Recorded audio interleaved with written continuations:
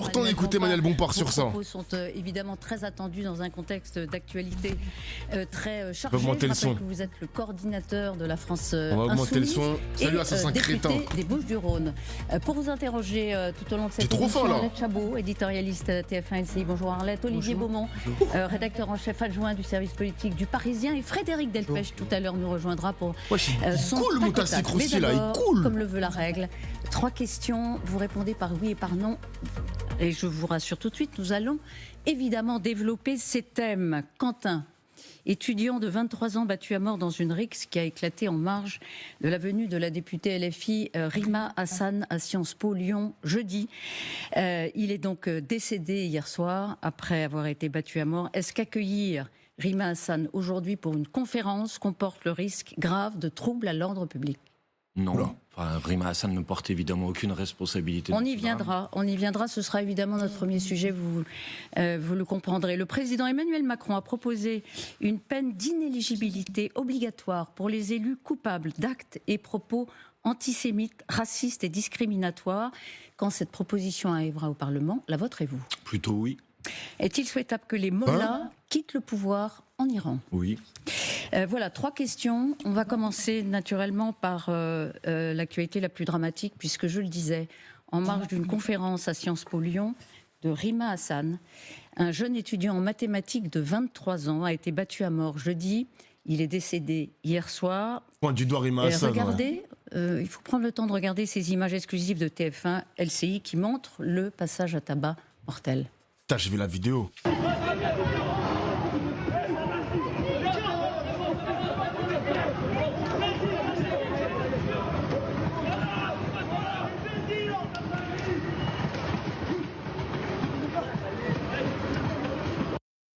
Voilà, on va s'en tenir aux faits, Manuel. Les images sont choquantes, ça je veux bien l'entendre.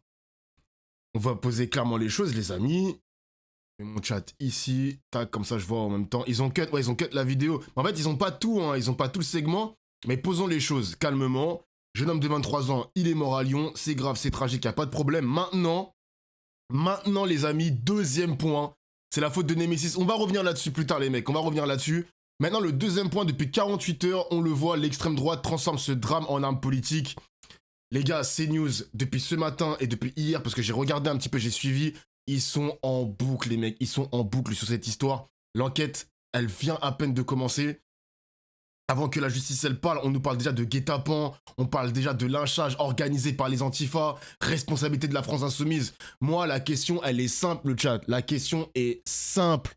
Qui a intérêt à transformer un fait divers violent en bataille idéologique? Ça se voit que l'extrême droite, ils ont besoin de leur Charlie Kirk. Ils ont besoin d'ériger ça en martyr. Ils ont besoin de ce genre de choses. CNews a besoin d'imposer sa narration, exactement, Meguiwara. Ils vont imposer leur narration, on va le subir, et c'est là où il faut avoir les reins solides, les mecs. C'est là où il faut avoir les reins solides.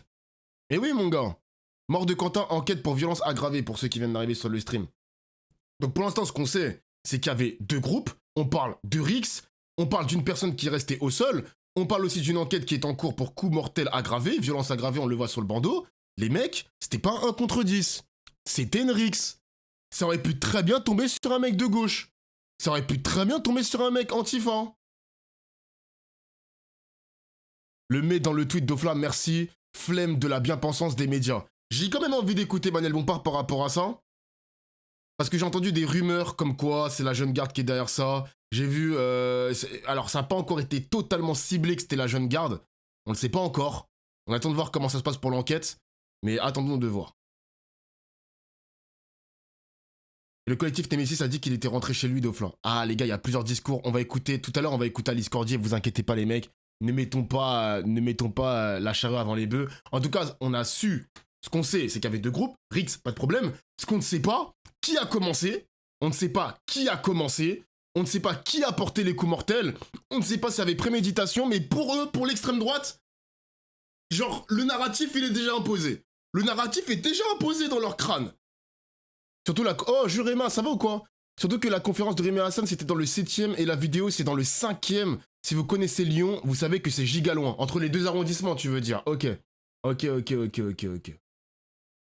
Et moi, un guet-apens, ça ressemble très peu aux méthodes des antifas. On va revenir là-dessus, les gars. Vous inquiétez pas. On écoute Manuel Bompard, tranquille. Je pense qu'il y a beaucoup de choses à dire. Je vais beaucoup lire le chat aujourd'hui, mais au calme. Le Bompard, le parquet a ouvert une enquête pour coups mortels et violences aggravées. Vous, comme beaucoup de cadres LFI, avez très vite réagi pour condamner toute violence politique et votre candidate Anaïs Bellouassa Chérifi, comme d'autres, stoppe sa campagne à Lyon pour 24 heures. Ce jeune, Quentin, aurait été proche du groupuscule identitaire Némésis, qui manifestait contre la venue de votre député Rima Hassan. Selon Némésis, précisément, Jeune Garde, groupuscule d'extrême gauche, confondé par votre député Raphaël Arnaud, serait à l'origine de l'attaque contre ces militants et contre Quentin. Est-ce que vous en avez parlé avec lui, avec Raphaël Arnaud? Est-ce qu'il vous a donné des informations sur la présence de Jeune Garde sur les lieux? Alors d'abord, ce que je veux dire pour commencer, c'est que c'est évidemment un drame qui est un drame terrible. Et profiter de cette interview pour transmettre mes condoléances à la famille de ce jeune homme. Quelles que soient ses idées, vous avez rappelé son parcours, il n'y a aucune raison de mourir quand on a 23 ans. Donc ça, c'est la première chose que je veux vous dire. Pour le reste, vous avez montré des images qui ont été diffusées hier soir, qui sont terribles. Il y a des circonstances qui restent encore à préciser. Vous l'avez dit, il y a une enquête qui est en cours. Moi, je pense qu'il faut laisser cette enquête aller jusqu'à son terme. À ma connaissance, puisque vous m'avez posé une question sur ce sujet, le mouvement qui s'appelle la Jeune Garde est un mouvement qui a été dissous. Donc à partir du moment où il est dissous, je vois difficilement comment il aurait pu intervenir dans cette affaire. Il reviendra, vous contestez devant le Conseil d'État cette dissolution de Jeune Garde et vous lui apportez son soutien. La Jeune Garde conteste sa dissolution. J'y reviendrai si vous voulez. Mais voilà ce que... Oula la journaliste, oula. Mais vous voyez les gars, pendant que la justice travaille, là en ce moment il y a une enquête et tout, il y a déjà des personnes qui fabriquent déjà ce récit. Il y a un mec dans le chat qui le dit très bien, il fabrique déjà la narration. Ils vont l'imposer cette narration les mecs. Ils vont l'imposer. Et là faut être clair, c'est pas neutre. C'est pas du tout neutre, c'est totalement politique hein. C'est totalement politique ce qui se passe. Je peux vous dire. Donc après, moi, j'ai pas d'informations précises sur qui étaient les personnes qui ont participé de cette rixe, puisqu'il y a aussi, après cette vidéo, un témoignage qui dit qu'il y a eu un affrontement entre deux groupes. Évidemment, comme je vous le disais dans ma première réponse, la France Insoumise ne porte aucune responsabilité. Quand nous organisons une conférence, nous avons un service d'ordre qui accompagne nos oratrices et nos orateurs. Et moi, en tant que responsable de la France Insoumise, j'ai pris contact avec les personnes qui étaient présentes dans ce service d'ordre. Et ce que je peux vous dire, comme je l'ai dit dès vendredi soir, c'est que ces personnes n'ont eu aucun contact avec aucun des groupes qui se trouvaient à l'extérieur. Et pour être tout à fait complet et répondre à votre question, Madame Martichoux, moi je m'interroge aussi, puisque manifestement il y avait cette conférence, qu'il y avait des rassemblements organisés par le groupe d'extrême droite qui s'appelle Némésis devant, et que manifestement il n'y avait aucune présence policière. Et donc je m'interroge aussi sur pourquoi en marge de cette conférence il y a pu avoir comme ça des bagarres de rue, alors que manifestement il y avait un rassemblement qui avait été convoqué.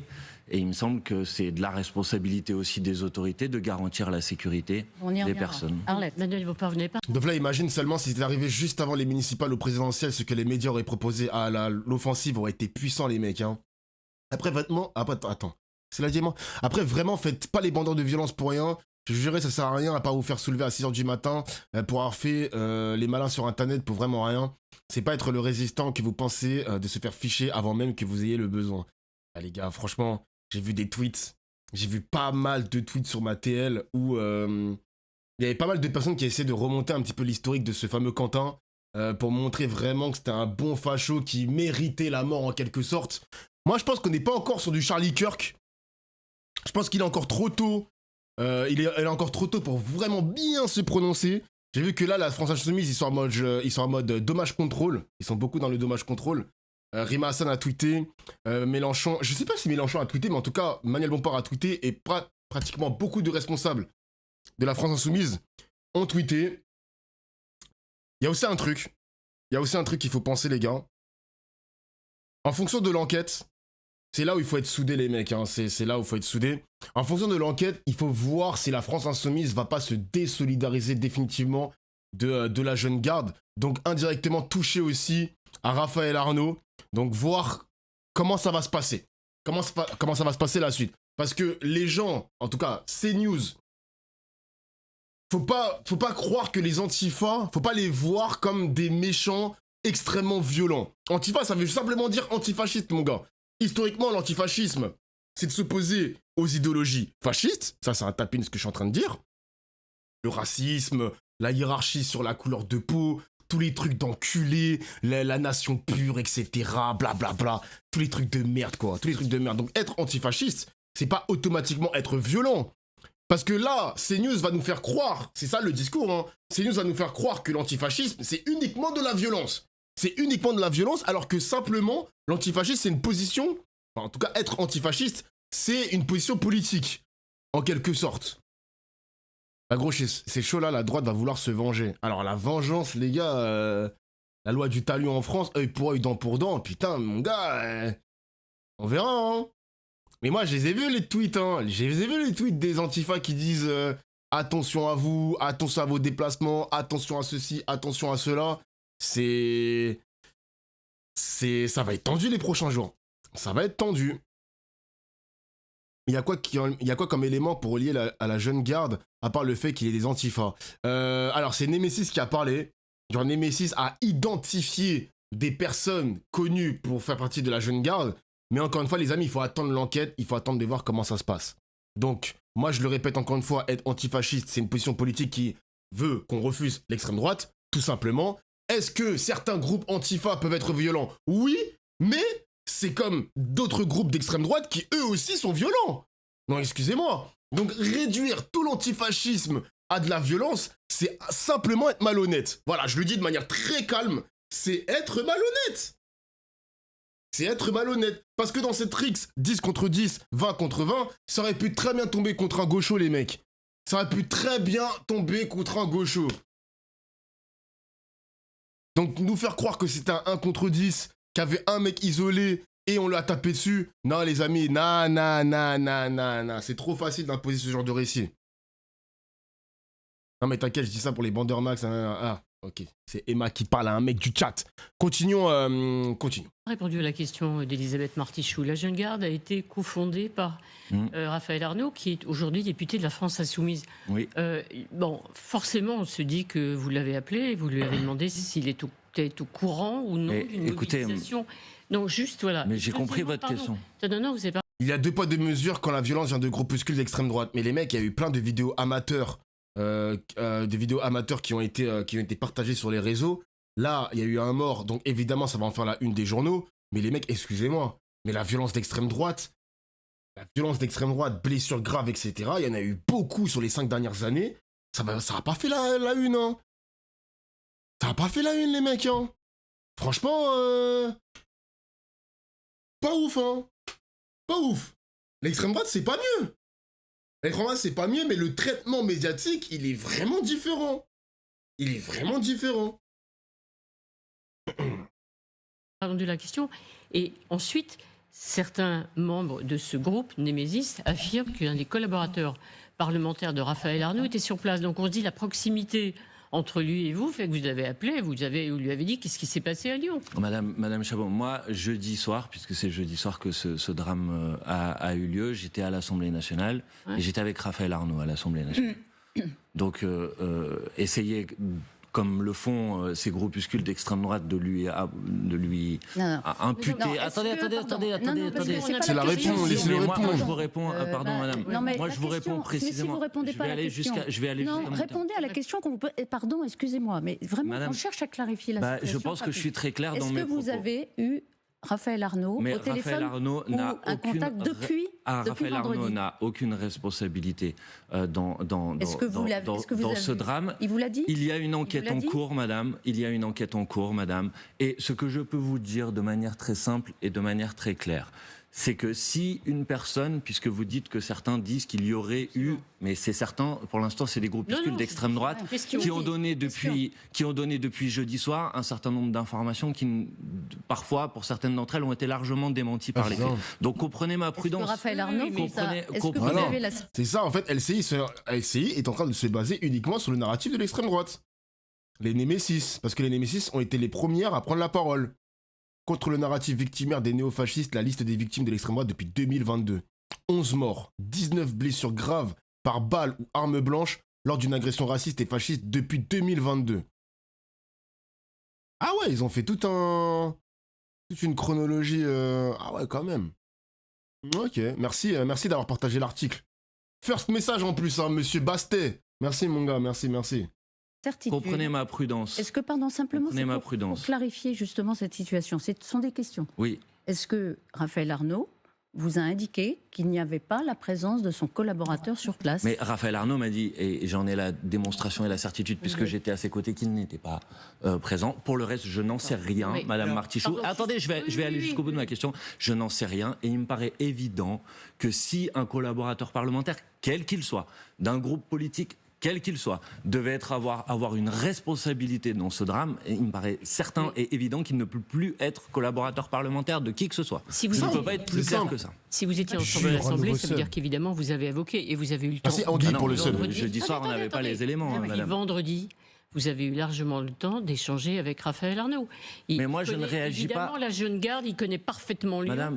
Madame Chabot, moi, je ne réagis pas aux accusations qui, pour certaines d'entre elles, depuis le début, ont été mensongères de l'extrême droite. Donc, il y a une enquête en cours et pardonnez-moi d'être prudent sur les faits. Je reste prudent sur les faits. Mais vous ne répondez pas tout à fait à la question. Je pense avoir répondu de manière très claire. Est-ce que Raphaël Arnaud... Mais vous lui poserez la question à lui, pas à moi. Vous êtes proche de lui. Justement, Manuel Bompard, pour vous, les choses sont claires. Hein. Le pressing là, il va falloir, là c'est une garde à vue. Hein. Les gars, c'est vraiment une garde à vue. C'est même pas des journalistes qui lui posent la question, c'est des policiers. Procureurs, policiers, peu importe. Mais là, peut-être que Bompard il est au tribunal de Bobigny, on sait pas. On sait pas les mecs. Mais ce qui se passe là en ce moment, et c'est là où la France Insoumise doit avoir une colonne vertébrale de baiser, il va falloir vraiment faire attention aux réponses que tu vas te fournir à la télévision. Parce que quand la violence elle est à l'extrême gauche, quand la violence elle est à l'extrême droite du moins, t'as moins ce focus sur la télévision où t'as des journalistes qui sont plutôt agressifs, offensifs envers des députés d'extrême droite. Je pense à Jean-Philippe Tanguy, Sébastien Chenu et ceci et cela. Mais par contre, quand c'est Manuel Bompard, il y a une offensive, mon gars. Là, c'est le 4-4-2 offensive comme sur PES. Ah, c'est abusé, wesh. En plus, LCI se base sur ce que dit Némésis. Mais oui, mais exactement. Il est là le problème. Pourquoi l'extrême droite instrumentalise cette histoire? Ça sert à 3 choses, les mecs. 3 choses. Victimisation. Là, j'ai déjà vu des graphismes, des images retouchées, etc. Justice pour Quentin, etc. Diabolisation de la gauche. Donc là, évidemment, LCI, c'est son travail. BFM TV, ça va être son travail demain. Et CNews, c'est son travail depuis hier, aujourd'hui, demain, toute la semaine. Diabolisation de la gauche. Et la création d'un climat de peur, les mecs. Création d'un climat de peur. Ils vont te dire que tous les antifas sont forcément des mecs violents qui vont te planter, qui vont te tabasser parce que t'es raciste. Bon, vous savez très bien que moi, taper un facho, j'y va pas de problème. La mort, je suis contre. Mais le but de créer ce climat de peur, il est là, les mecs. Et ça va être leur objectif. Némésis, ça va être son objectif aussi. Némésis a dit ci, ça. Tous les médias vont reprendre les communiqués de Némésis. C'est incroyable, genre. Regardez la violence, regardez la gauche est violente, regardez les antifas tuent, regardez, il faut plus d'ordre pour éviter ce genre de chaos. À qui ça profite tout ça, les mecs? À qui ça profite? À qui? Raphaël Arnaud et la jeune garde ne sont pas impliqués. Il a mis 24 heures pour réagir publiquement. Hier soir, sur son compte X, pour dire son horreur et son dégoût après la mort de Quentin. Mais rien de plus. Pourquoi, si les choses sont si claires, pourquoi lui-même ne clarifie-t-il pas publiquement la situation? Pourquoi ne dit-il pas clairement que son assistant parlementaire n'était pas sur place? Les choses seraient bien plus simples dans ce cas-là. Mais je n'en sais rien. Posez-lui la question. Attendez que les choses soient claires. Il y a une enquête qui est en cours. Donc c'est cette enquête qui doit déterminer les circonstances et les responsabilités. Vous avez tout à fait raison, mais comprenez qu'on vous pose la question. Vous m'avez posé la question et je vous ai répondu sur la base. Non, mais c'est pas un silence, je vous réponds sur la base des informations dont je dispose. Raphaël Arnaud, pour le coup, il a été contacté par les journalistes, il n'a pas souhaité réagir. Donc Pourquoi ce silence? J'imagine qu'il réagira si l'enquête démontre qu'il y ait quelque implication que ce soit de quelques personnes. S'il n'y en avait aucune, ça serait évident de le démentir et de le dire publiquement dans les médias. Mais ça, c'est l'enquête qui doit le faire. C'est pas à vous de mener l'enquête à la place de. Non, de comprendre. Bon, moi, je suis coordinateur de la France Insoumise. Je suis coordinateur de la France Insoumise et je vous ai répondu en ce qui concerne les militantes et les militants de la France Insoumise, dont aucun n'est impliqué ou ne porte quelque responsabilité. Vous nous permettez de dire que vous ne répondez pas précisément. Vous dites ce que vous voulez, mais moi je réponds sur la base des informations que j'ai. Oui. Ça veut dire que vous prenez un peu de distance avec un mouvement comme la Jeune Garde, dont vous condamniez la dissolution souhaitée par le ministre de l'Intérieur Bruno Retailleau. Le 11 février, vous apportiez encore un petit message de soutien à ce mouvement. Il y a quelques jours, j'ai vu qu'il y a quelques jours avant le drame, Mélenchon avait réitéré son soutien à la Jeune Garde, et 2 jours après, il y a eu ce drame-là. Salut Kramel, ça va ou quoi? Donc là, c'est la merde. Non, c'est pas la merde, les mecs. Hein. En vrai de vrai, faut toujours... Moi, je pense, les gars, qu'il faut avoir une certaine colonne vertébrale. C'est dramatique ce qui se passe, mais il faut continuer à défendre la gauche sans céder, les mecs. Défendre des idées antiracistes, antifascistes aussi.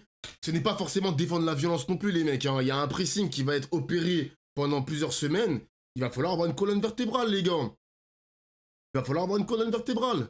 Parlez-en à votre entourage. Je pense que vos parents sont au courant de ça. Vos parents ils vont se dire « Ah putain, Mélenchon et ses potes, c'est toujours la même chose, c'est toujours eux. » C'est dramatique, mais rien n'a changé. Il faut garder cette envie de passer ces idées antifascistes. Si on cède les mecs... Quand on voit les commentaires, vous voyez les commentaires, il y a des racisés qui ont commenté cette affaire sur Quentin. Vous voyez les commentaires sur Twitter, que des « Ferme ta gueule, sale babouin, retourne dans ton pays, retourne en Afrique, on va te réémigrer. » Il y a plein de trucs de fils de pute comme ça. Il faut continuer le combat. Il faut continuer le combat, les mecs. Sinon, on va les laisser gagner. Non, c'est pas possible. C'est pas possible. Regarde, j'ai déjà un first message. Vous voyez, les gars, ils vont arriver, hein. Ils vont arriver petit à petit. J'ai déjà des first messages. De mecs de droite, je suppose. Ils me follow même pas. Taper des fâcheux, pas de problème, tant qu'ils meurent pas, c'est ok. Tu légitimes la violence pour des idées et les accidents possibles quand il y a des violences. Puis quoi? Et un facho qui ne l'est pas. Comment tu décides de qui mérite d'être frappé ou non? Bah les gars, excusez-moi, hein, quand tu participes à des manifestations d'extrême droite, bon frérot, je pense que tes amis, t'en as rien à foutre des Noirs et des Arabes, mon gars. Hein. Si t'as envie de les voir enterrés 6 pieds sous terre ou les voir à l'extérieur du territoire hexagonal, je pense que c'est son souhait, hein, Quentin. Je pense sincèrement que c'était son souhait, hein. Donc arrêtez ça, les gars. Hein. La personne qui légitime la violence, mon gars. Hein. Vous voyez ce genre de phrase? Quand c'est l'extrême droite, on n'a jamais ce genre de texte qui arrive sur mon stream, d'un first message. Ah, l'extrême droite, c'est des gros fils de pute, ou je sais pas quoi. Frérot, tu crois que l'Action française, qui est un groupuscule d'extrême droite, vous pensez que c'est des bons samaritains? Vous pensez que l'Action française, c'est des bons samaritains, Crary? Come on, bro. Ah, come on. Ah, come on. S'il vous plaît, les gars, s'il vous plaît. Il faut vraiment avoir une colonne vertébrale. Le refus du racisme, la justice sociale, l'égalité. Il faut continuer, les gars. C'est ça aussi, l'antifascisme, en quelque sorte. Les antifas, c'est ce qu'ils défendent, les mecs. On est aujourd'hui, c'est FDP. Non, mais ce qui me rend fou, c'est que là, maintenant... Moi, je vais vous dire quelque chose. Je suis d'accord avec toi, mais fais attention à ce que tu dis. Tu légitimes sa mort d'Ofla. Bon, non, pas vraiment, les gars. Je dis simplement qu'on ne doit pas avoir peur de dire qu'on est antifa. On ne doit pas avoir peur de critiquer l'extrême droite. Parce que maintenant, quand tu vas critiquer l'extrême droite, tu vas en quelque sorte un petit peu t'auto-censurer. Faire attention, avoir un discours un petit peu édulcoré. Non, tu dis ce que tu penses, mon gars. On baisse l'extrême droite et ça continue comme ça. Ça continue comme ça, mon gars. C'est ça qui est important. Moi, je pense que c'est important de le dire. On doit être cohérent dans tout ça. Là où on doit être cohérent aussi, Manuel Bompard l'a plus ou moins dit sur LCI, c'est que la violence politique ne sert personne. Elle ne sert personne. Parce que même quand l'extrême droite tue, ça dessert en quelque sorte Marine Le Pen, Bardella, etc., etc. Ou peut-être que ça les conforte aussi. Mais quand ils se prennent une offensive de la part des médias, t'as des citoyens qui vont te dire « Ah, l'extrême droite, ils sont beaucoup trop violents, on va plutôt aller vers le centre. » Ou à moindre mal des sauces d'em comme Monsieur Glucksmann. Donc, la violence politique ne sert personne. Et quand ça tombe sur la gauche, c'est la même chose aussi, les mecs. Regardez l'offensive de la part des médias. Regardez l'offensive de la part des médias. Et c'est pas fini, les mecs, hein. Je pense qu'il y aura d'autres défilés de la France Insoumise sur des médias, parce qu'il y a le damage control, évidemment. Bonne chance à eux. Pas facile pour eux aussi. Si on veut convaincre, on doit être solide, on doit être clair, on doit être juste. J'ai jamais voté de ma vie, je parle pas de ça évidemment, que les groupuscules d'extrême droite sont fascistes, mais le mot facho est galvaudé aujourd'hui. La preuve, tu me classes instant d'extrême droite sur une phrase. Non, en fait, t'as un dommage collatéral. T'as un dommage collatéral. Comme hier, il y a eu cette histoire, il y a eu des streamers qui ont parlé de cette histoire-là. Il y avait plein de first messages où t'avais des gars qui disaient des trucs de ouf. Je dis pas que t'as dit un truc de ouf, mais t'as pris un peu une balle perdue, mon ami, et je m'en excuse. C'est ok. Je m'en excuse, c'est ok. C'est ok. Mais oui, je répète, les amis, si on veut continuer de convaincre, il faut être solide, il faut être clair, il faut être juste. Voilà, c'est tout ce que j'ai à dire. Solide sur les appuis. Salut Kousei. En 2 secondes, j'ai entendu un bon message de Dofla. Vas-y toi, les first messages, vous êtes les bienvenus. Mais commencez à follow ce stream, les mecs. Commencez à suivre ce stream aussi, les amis. Hein. Parce qu'on va parler de cette histoire pendant plusieurs jours, là, je pense. L'extrême droite n'a pas à nous intimider. Et ce sont des experts marionnettistes pour instrumentaliser les morts et FDP. Mais les gars, je vais mettre play, on va revenir là-dessus. Parce que Quentin, c'est pareil, les mecs, un service d'ordre ou je sais pas quoi. Excusez-moi, il n'avait pas de formation pour sécuriser Nemesis. Nemesis qui participe à une conférence de Rima Hassan qui n'a rien à voir avec un combat féministe. C'est abuser les méthodes de Nemesis. Les méthodes de Nemesis, c'est envoyer des manifestants à l'abattoir. Et quand je dis abattoir, c'est une formule. Hein. Je dis pas à Crary, ils vont mourir forcément. Je dis abattoir en mode, c'est une formule en mode, vous n'êtes pas les bienvenus, vous avez rien à faire là, cassez-vous, genre, cassez-vous. Cassez-vous. En plus, si t'es à 5 km de l'endroit où il y avait Rima Hassan, bien sûr. Je sais même pas pourquoi la France Insoumise est mêlée à cette histoire. Je sais même pas pourquoi. Je vais mettre play. Avant-garde qui lutte contre le fascisme, Antifa. Vous allez prendre vos distances avec ce mouvement, évidemment, aujourd'hui ou pas ? Écoutez, pour que les choses soient très claires, parce que tout le monde parle de la jeune garde sans savoir vraiment ce que c'est.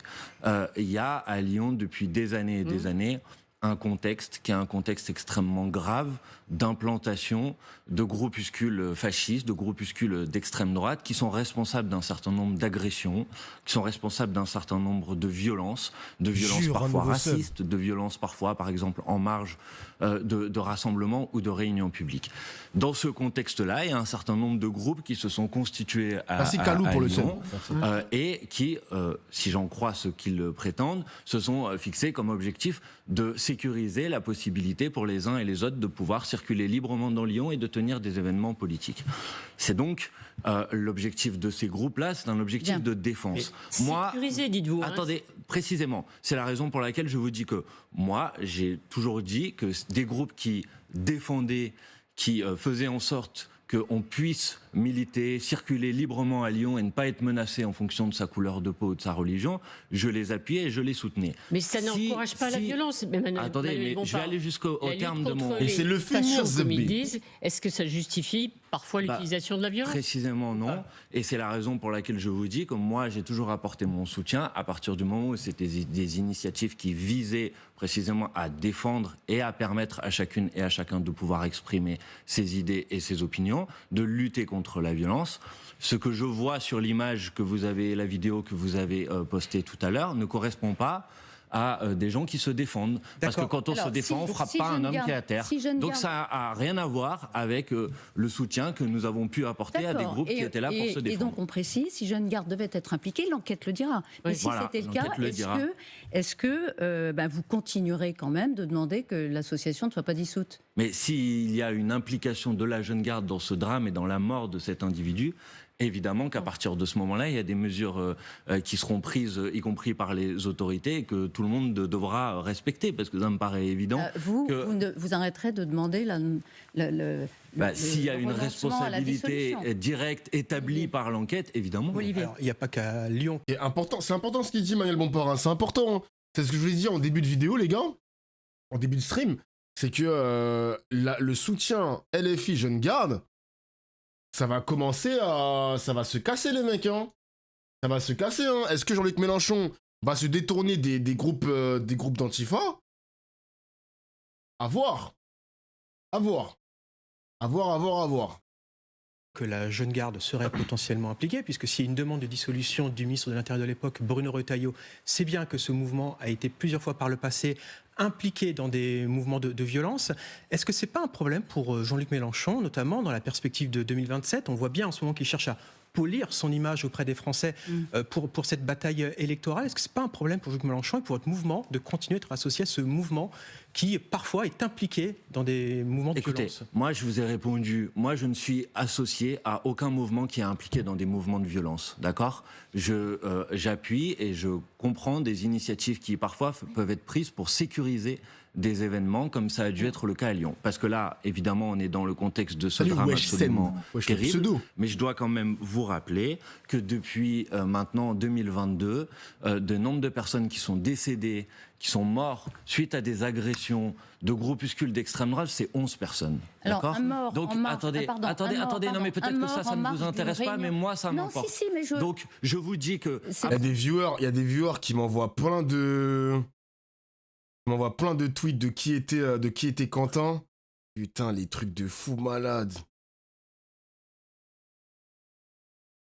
Mediapart a bossé sur le passif de Quentin. Il avait milité à l'Action française, selon les informations de Mediapart. Il y a des photos de lui qui tournent en ce moment sur des groupes d'extrême droite, identitaires, nationalistes, racistes, fascistes. Putain, les viewers sont des enquêteurs.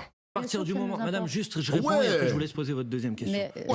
À partir du moment où des personnes sont dans une stratégie qui a une stratégie et une démarche de défense, je les comprends et je les soutiens. Il était dans le cortège du 9 mai manif néo-nazi dans Paris en mai dernier. Eh bah putain, fais gaffe, Dofla c'est du fake pour Quentin. Donc Mediapart a dit de la merde. Vous pensez que Mediapart c'est fake news genre? Il y a beaucoup de fake. Fais attention Dofla. Ah ouais. Ouais ça. Je vais voir les tweets cités. La source vient de Mediapart, les mecs. Je sais pas. Mediapart.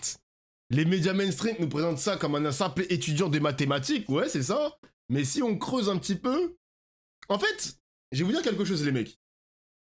Creuser l'historique du mec, ça ne veut pas justifier sa mort. Ça ne va évidemment pas justifier sa mort, les amis. Mais, moi, ce qui me rend fou, c'est que on s'arrête à un simple étudiant en mathématiques, mais quand c'est un arabe ou un noir, on remonte toute son historique.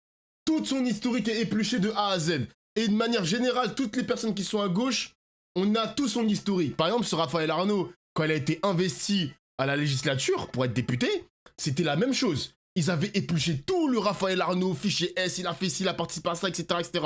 Mais quand c'est des fachos, on doit s'arrêter uniquement à étudiant en mathématiques. C'est tout. Genre, c'est tout.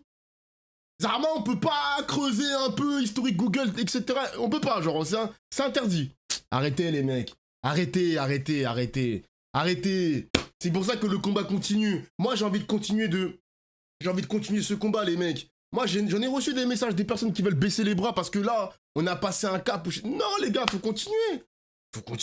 Il le dit lui-même, Manuel Bompard, depuis 2022. Depuis 2022, il y a un thread qui est sorti. Contre-attaque.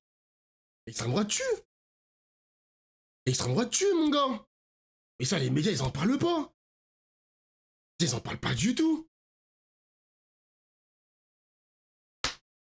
Aucun cap n'a été franchi. Ben non. Le combat continue. On est où, là? Quoi, ça? Soutien. Si ce n'est plus le cas, évidemment, je ne les soutiens. Juste que de la manipulation, mais oui, les mecs. Politique.